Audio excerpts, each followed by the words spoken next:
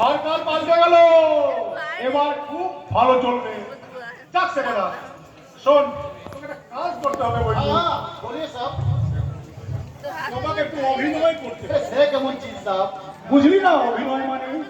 ওই সাহেব বুঝেছি, এতক্ষণে বুঝেছি আমাকে थोड़ा एक्टिंग করতে হবে।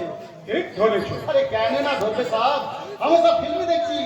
আপনি দেখেছেন সাহেব কি বিলাপসে একটা নতুন ফিল্ম এসেছে, আর সেই ফিল্মে অভিনয় করেছে সোফিয়া লোরেন আর রিতা হেদওয়ার।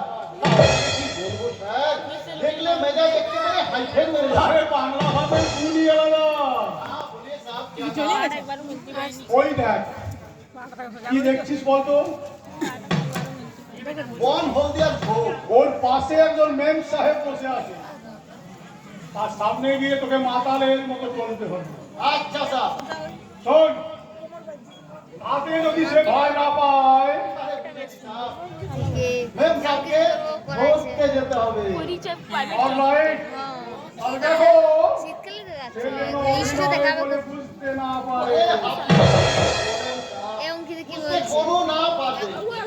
এই বইজু বাঙ্গালগুলোকে এসে এখন এটা কাকুল এটা এখন বইজু আপনি দেখে নিলে আমি ऐसा एक्टिंग করিয়ে দিবে যাতে করে মেম সাহেব একেবারে আপনার সাথে জয়েন হয়ে যায়। হ্যাঁ, রূপ গর্বিতা গৌরীকে পেতে ভদ্রভাবে আমার শেষ চেষ্টা। যদি আইডিয়া সাকসেস